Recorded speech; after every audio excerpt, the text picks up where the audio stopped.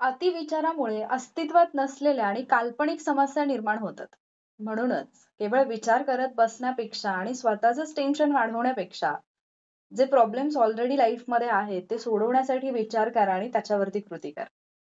Hello warriors, मी सुप्रिया आणि तुम्ही पाहत आहात वॉरियर ऑफिसर एज्युकेशनल चॅनल, फक्त लढण्याची नव्हे जिंकण्याची तयारी. तर आपण पाहत होतो वन वर्ड सबस्टिट्यूशनची टेस्ट आणि याच्यामध्ये ऑलरेडी पहिल्या 3 टेस्ट ज्या आहेत त्या झालेल्या आहेत आणि त्या तीनही टेस्टचे अनालिसिस जे आहेत, एक्सप्लेनेशन जे आहेत ते व्हिडिओच्या फॉर्मॅटमध्ये मी तुम्हाला ऑलरेडी दिलेलं आहे. आता उरलेली होती लास्ट टेस्ट, टेस्ट नंबर 4 आणि याच्यामध्ये पण आपण 25 क्वेश्चन्स घेतले होते. अशी टोटल 100 मार्क्सची टेस्ट आपण घेतलेली आहे. आणि ही जी टेस्ट आहे म्हणजे ज्या 4 वेगवेगळ्या टेस्ट मी तुम्हाला दिल्या तर या चारही एकत्रित करून 100 मार्क्सची एक टेस्टची पीडीएफ मी तुम्हाला आजच्या लेक्चर नंतर सेंड करूनच देईन. सो ज्यांनी आतापर्यंतच्या टेस्ट सोडवल्या नसतील त्यांनी ती एकच टेस्ट सोडवली तरी सुद्धा चालेल.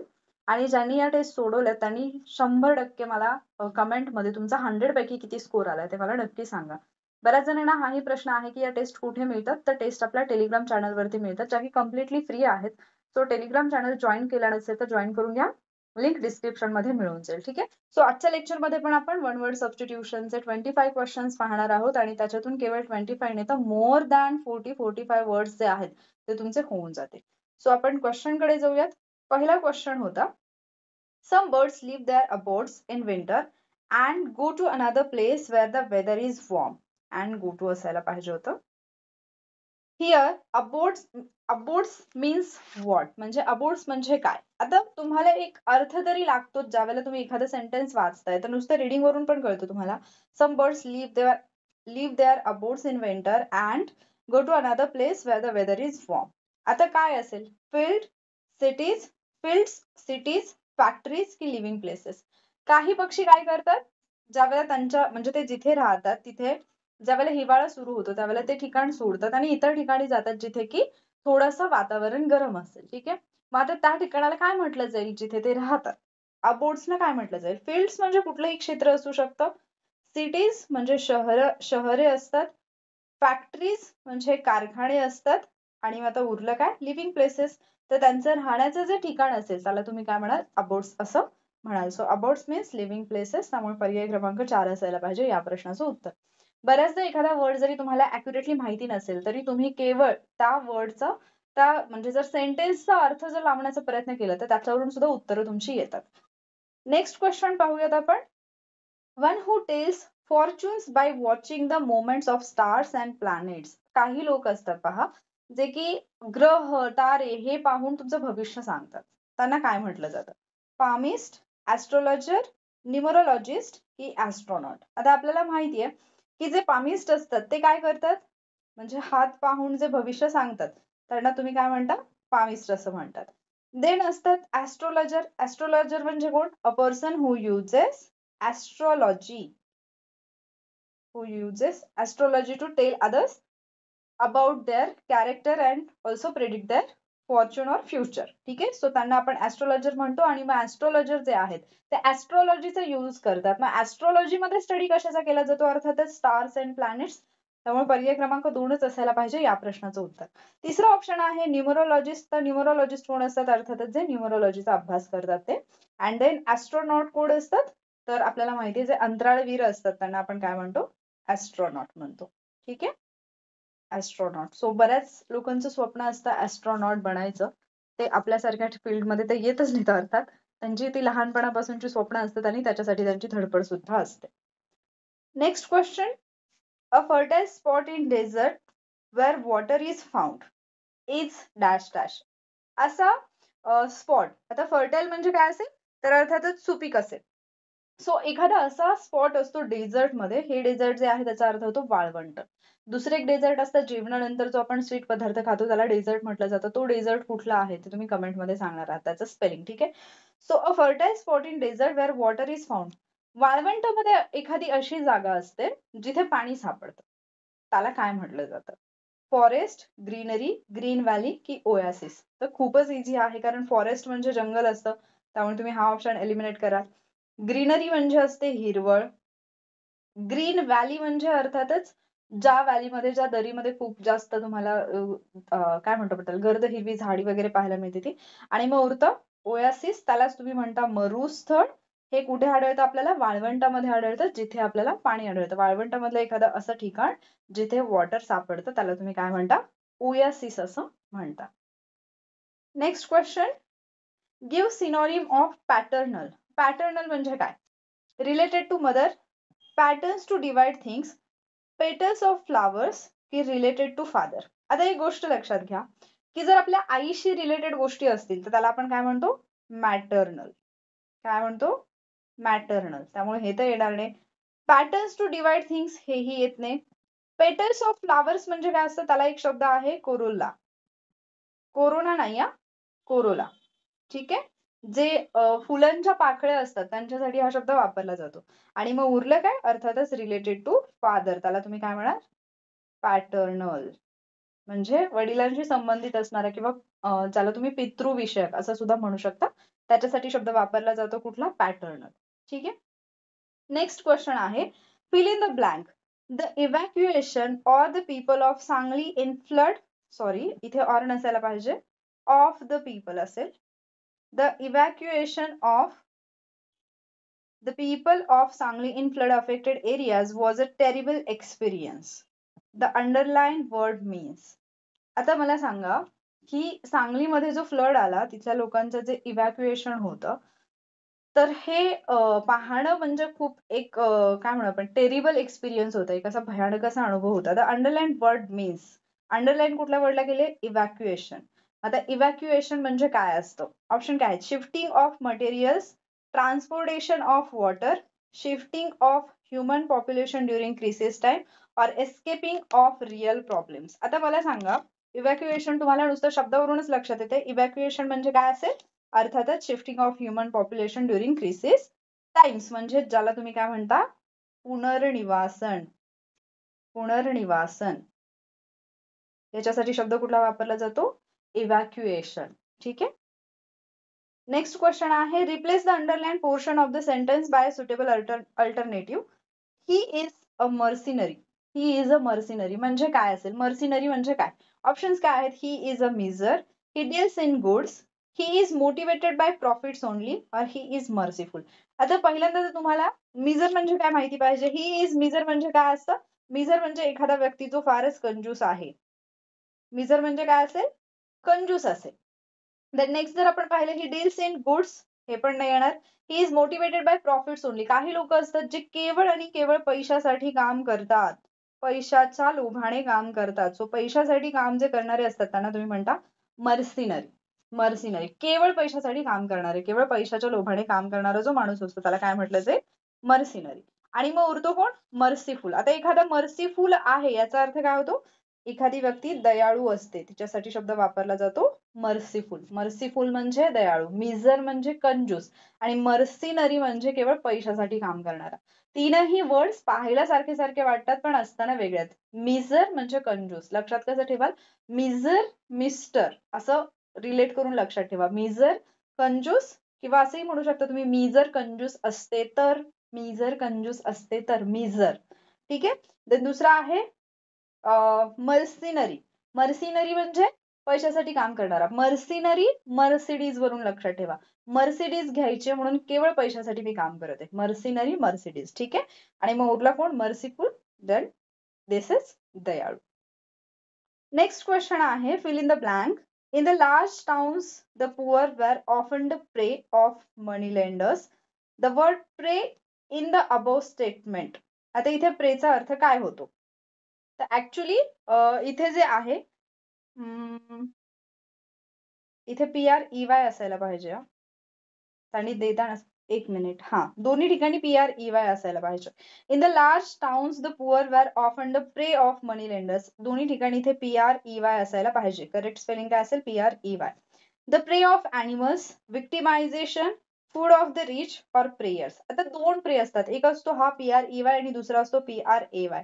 सो ज्यावेळेला आपण PRAY प्रे म्हणतो त्यावेळेला त्याचा अर्थ होतो आपण प्रार्थना करतोय. प्रे म्हणजे प्रार्थना करणे. आपण म्हणतो ना प्रेयर म्हणत होतो, प्रेयर म्हणत होती. सो प्रेयर म्हणजे असेल प्रार्थना. आणि दुसरा जो प्रे असतो तो काय आहे? PREY. सो दुसरा जर प्रे तुम्ही पाहिला तर त्याचा अर्थ होतो शिकार करणे.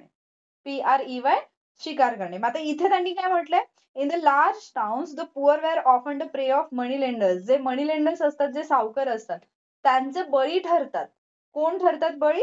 जे गरीब लोक असतात ते. सो बळी ठरणे याच्यासाठी तुम्हाला शब्द विचारलाय. द प्रे ऑफ अॅनिमल येईल का? तर इथे तुम्हाला लोकांशी संबंधित विचारलंय, त्यामुळे प्राण्यांची शिकार येणार नाही. मग उरतं काय? विक्टमायझेशन. फूड ऑफ द रिच पण नाही होणार, कारण थोडी ना सावकार लोक किंवा श्रीमंत लोक ते गरिबांना खातायत असं तर आपण डिरेक्टली नाही म्हणू शकत. प्रेयर्स म्हणजे प्रार्थना असेल. आणि मग उरतं काय? विक्टिमायझेशन. विक्टिमायझेशन म्हणजे बळी. ठीक आहे. विक्टिमायझेशन म्हणजे काय असतं? बळी घेणे. ठीक आहे. सो पर्याय क्रमांक 2 असेल या प्रश्नाचं correct answer. Next question. Choose the correct meaning of the underline word. The rebels return home under an amnesty. आता तुम्हाला विचारलेलं आहे एमनेस्टीचं मिनिंग. कशाचं मिनिंग विचारलंय? एमनेस्टीचं मिनिंग. ऑप्शन्स काय आहेत? Financial assistant, pressure, general pardon और पोलीस सिक्युरिटी. सो एमनेस्टी म्हणजे काय असतं? एखाद्याला जे आपण म्हणतो ना, सरमाफी दिली किंवा सर्व माफी दिली. सरमाफी काही म्हणजे गव्हर्नमेंट कडून काही लोकांना माफ केलं जातं. गव्हर्नमेंट कडून म्हणण्यापेक्षा आपण म्हणूयात की न्यायालयाकडून वगैरे. सो ती जी माफी मिळते त्याला म्हटलं जातं जनरल पार्डन किंवा त्यालाच म्हटलं जातं एमनेस्टी. ठीक आहे. त्यालाच काय म्हटलं जातं? एमनेस्टी. सो एमनेस्टी म्हणजे जनरल पार्डन असा त्याचा अर्थ होईल. पर्याय क्रमांक 3 असेल या प्रश्नाचं उत्तर. नेक्स्ट क्वेश्चन आहे. Select the right word which can be substituted for the explanation. One who sells good in small quantities. अशी व्यक्ती जी स्मॉल क्वांटिटीज मध्ये म्हणजे थोड्या प्रमाणामध्ये गुड्स वगैरे जे आहेत ते विकते, त्या व्यक्तीला काय म्हटलं जातं? सेल्समॅन, रिटेलर, सेलर और सेलर. आता इथे 2 सेलर आहे. ठीक आहे. सेल्समॅन तर तुम्हाला माहिती की जे म्हणजे दारोदारी जाऊन विकतात असे सुद्धा असतात किंवा ठराविक ठिकाणी विक्रीचं काम करणारे. रिटेलर म्हणजे कोण असतात? तर किरकोळ विक्रेता. रिटेलर म्हणजे किरकोळ विक्रेता. सो स्मॉल क्वांटिटीज मध्ये विकणारा कोण येईल? अर्थातच तो येईल रिटेलर. रिटेलर म्हणजे किरकोळ विक्रेता. हेच उत्तर येईल. सेलर म्हणजे पण विक्रेताच असतो आणि हा जो सेलर आहे SAILOR, हा जो सेलर असतो तो असतो खलाशी किंवा नावाडी. ठीक आहे. खलाशी किंवा नावाडी. त्याच्यामुळे पर्याय 4 जो आहे म्हणजे सेलर आणि सेलर हे 2 शब्द जे आहेत ते तुम्ही लक्षात ठेवायला पाहिजे. Next question. Select the right word which can be substituted for the following. आता इथे दिले म्हणजे पुढच्या एक्सप्लेनेशन साठी असणारा वन वर्ड सबस्टिट्यूशन तुम्हाला ओळखायचंय. A writing that can not be read. हा शब्द ऑलरेडी झालेला आहे क्वेश्चन आन्सर फॉर्मॅट मध्ये जे लेक्चर घेतलं होतं तिथे. की असं रायटिंग जे वाचता येऊ म्हणजे वाचता येणार नाही, ज्याला आपण आपल्या भाषेत गिचमिड असं म्हणतो. गिचमिड अक्षर काढलंय ते वाला. अनरीडेबल, एलिजिबल, अनक्लिअर और अनरिकग्नायझेबल. तर अर्थातच याला इलिजिबल असं म्हटलं जातं. इलिजिबल. ठीक आहे. म्हणजेच अवाचनीय. अवाचनीय. सो तुमचं जे हँडरायटिंग आहे ते लेजिबल आहे की इलेजिबल आहे हे मला नक्की सांगा. आता हे मी ज्यावेळेला एक्सप्लेनेशन दिलं होतं त्यावेळेला हे पण सांगितलेलं की तुम्ही ज्यावेळेला रिटन एक्झाम देत असता कुठलीही डिस्क्रिप्टिव्ह टाईप, तर तिथे जनरली याच्यावरती म्हणजे जे तुमच्या आन्सर शीट असते त्याच्यावरती सूचना दिलेल्या असतात आणि तिथे हा शब्द वापरलेला असतो. नेक्स्ट क्वेश्चन आहे. Give one word for one who tries to benefit mankind. म्हणजे लोकांच्या याच्यासाठी बेनिफिटसाठी फायद्यासाठी काम करणाऱ्या व्यक्तीला काय म्हटलं जातं? थोडक्यात आपण मराठीमध्ये त्याला म्हणतो परोपकारी. परोपकारी. त्याच्यासाठी इंग्लिश मधला शब्द कुठला आहे? अथिस्ट, फिलॅन्थ्रॉपिस्ट, फिलॅन्थ्रॉपिस्ट, ऑप्टिमिस्ट की पेसिमिस्ट. आता याच्यातला ऑप्टिमिस्ट तर तुम्हाला माहिती आहे जो आशावादी असतो. Who always looks at positive side of things आणि who always looks at bad side और निगेटिव्ह साइड ऑफ थिंग त्याला म्हणतो आपण पेसिमिस्ट. सो पॉझिटिव्ह साइड वाला असतो ऑप्टिमिस्ट, निगेटिव्ह साइड वाला असतो पेसिमिस्ट. मग आता उरलं कोण? फिलॅन्थ्रॉपिस्ट आणि अथिस्ट. तर अथिस्ट जो आहे तो थिस्टचा विरुद्धार्थी शब्द आहे. थिस्ट म्हणजे आस्तिक आणि अथिस्ट म्हणजे नास्तिक, जो देवाला मानत नाही. आणि फिलॅन्थ्रॉपिस्ट म्हणजेच अर्थातच जो मानवाच्या कल्याणासाठी काम करतो, ज्याला तुम्ही परोपकारी असं सुद्धा म्हणू शकता. सो पर्याय क्रमांक 2 जे आहे ते असेल या प्रश्नाचं बरोबर उत्तर. ठीक आहे. Next question. Choose the correct word which means a person's life story written by another. आता पहा, एखाद्या माणसाच्या आयुष्याची जी स्टोरी असते ती 2 प्रकारे लिहिली जाऊ शकते. एकतर तो माणूस स्वतः लिहील किंवा तो माणूस दुसरा कोणा म्हणजे दुसरा एखादा व्यक्ती त्याचं जे चरित्र आहे ते लिही. अशा 2 प्रकारचे चरित्र असतात. इथे विचारलंय a person's life story written by another. जर दुसऱ्याने लिहिलेली असेल तर त्याला काय म्हटलं जाईल? बायोग्राफी, ऑटोबायोग्राफी, बायोलॉजी की बिब्लिओग्राफी. तर इथे 4 ऑप्शन आहेत. आपल्याला माहिती आहे बायोग्राफी म्हणजे असतं चरित्र. काय असतं बायोग्राफी म्हणजे असतं चरित्र. आणि ऑटोबायोग्राफी म्हणजे काय असतं? आत्मचरित्र. मग आत्मचरित्र जे असतं ते त्या व्यक्तीने स्वतः लिहिलेलं असतं. आणि चरित्र जे असतं बायोग्राफी जी असते ती इतर कोणीही लिहिलेली असू शकते. त्याच्यामुळे पर्याय क्रमांक 1च यायला पाहिजे याचं उत्तर. 3 मध्ये काय दिले तुम्हाला? बायोलॉजी. बायोलॉजी म्हणजे काय असतं? जीवशास्त्र. हे तर खूप कॉमन आहे, हे आपल्याला माहितीच आहे. अँड देन उरतं बिब्लिओग्राफी. तर बिब्लिओग्राफी म्हणजे असते संदर्भ सूची.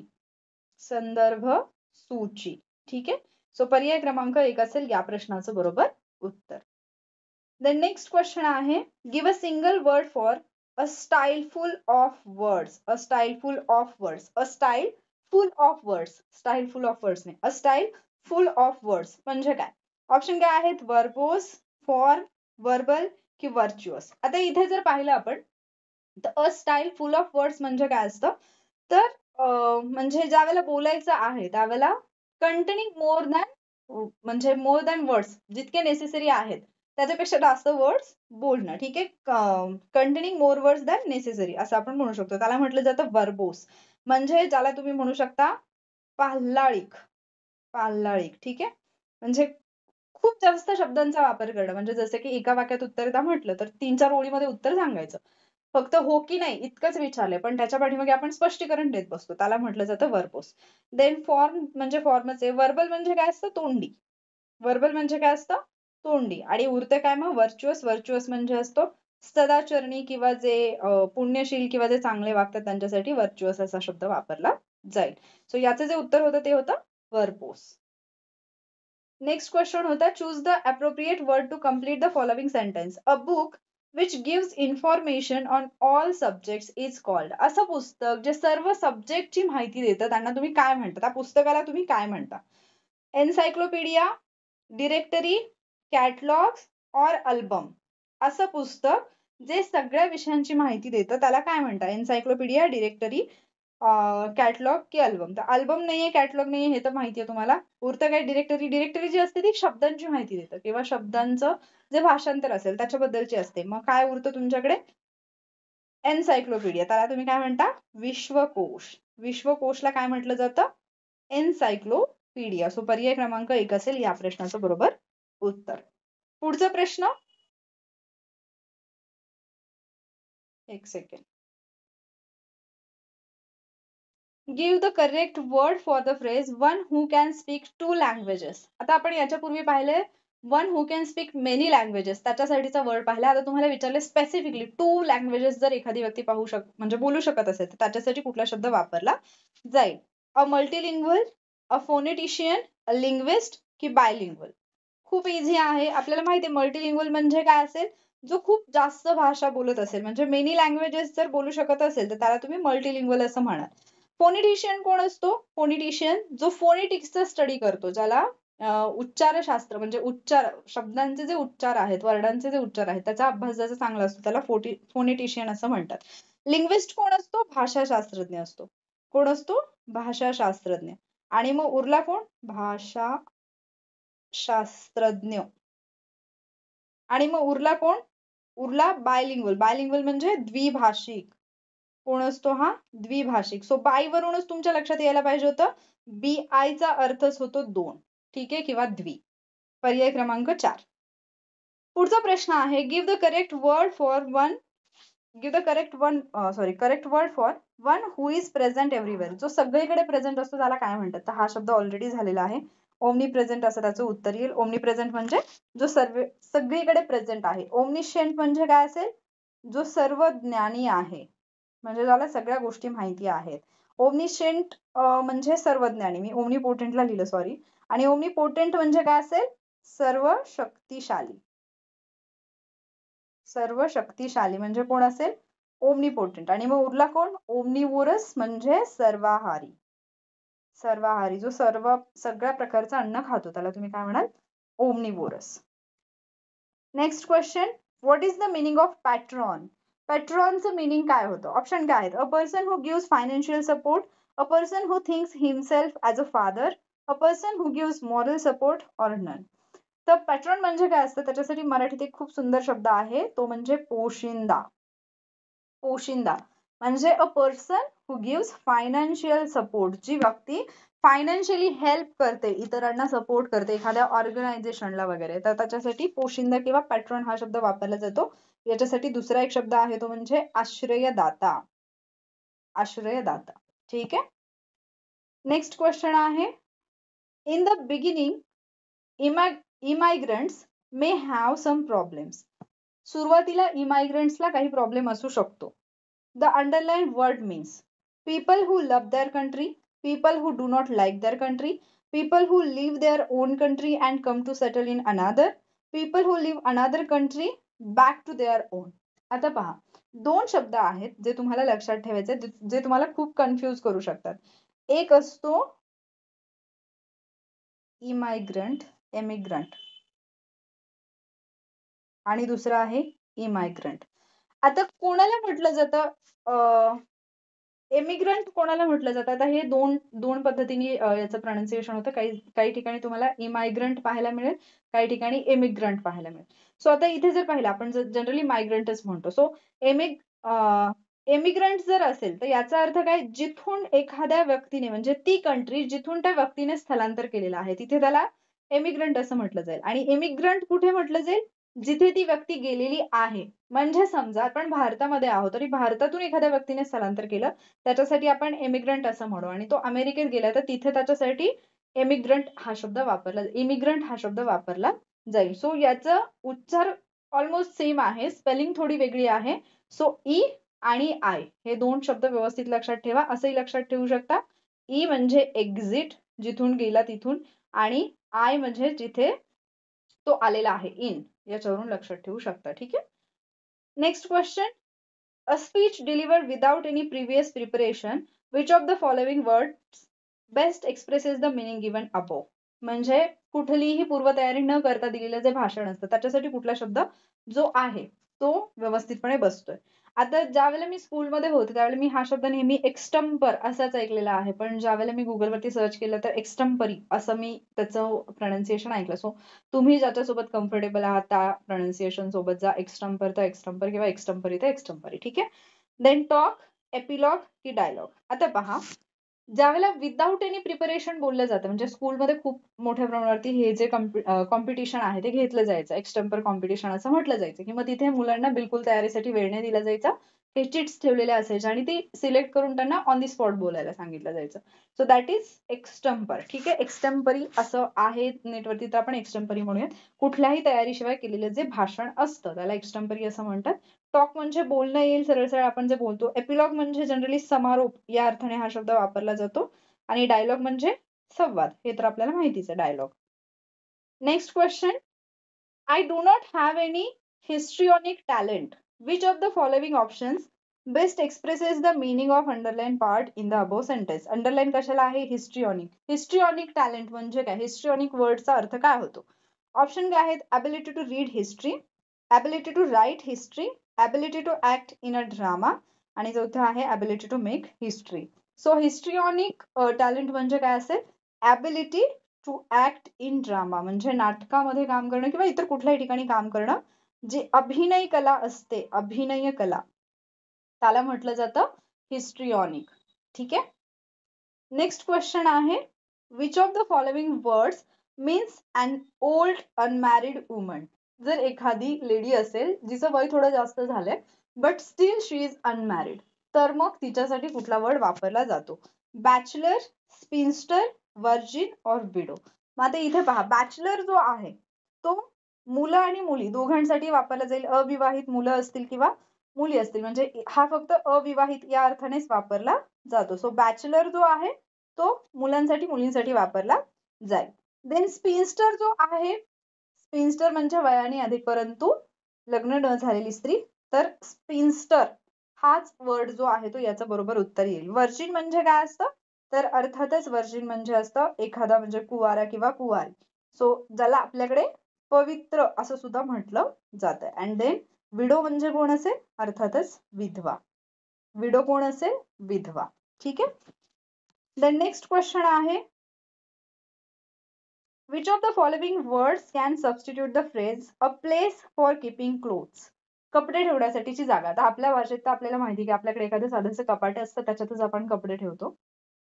पण जर तुम्ही मूवी पाहिल्यानंतर किंवा एखादा रियालिटी शो वगैरे पाहिला असेल, तर शेवटी ते लिहून येतं की म्हणजे त्या लोकांचे जे कपडे वगैरे डिझाईन केलेले आहेत, तर त्याच्याशी रिलेटेड जो शब्द लिहून येतो तो असतो वॉर्डरोब. वॉर्डरोब. ठीक आहे. लायब्ररी म्हणजे पुस्तकांचं असेल. एपियरी कशाचं असतं? मधुमक्षिका पालन म्हणजे ते मधमाशांचं जे असतं त्याच्यासाठी एपियरी वापरलं जातं. सँक्च्युरी म्हणजे असतं अभयारण्य. वाईल्ड लाईफ सँक्च्युरी वगैरे तुम्ही ऐकलं असेल, अभयारण्य असतं.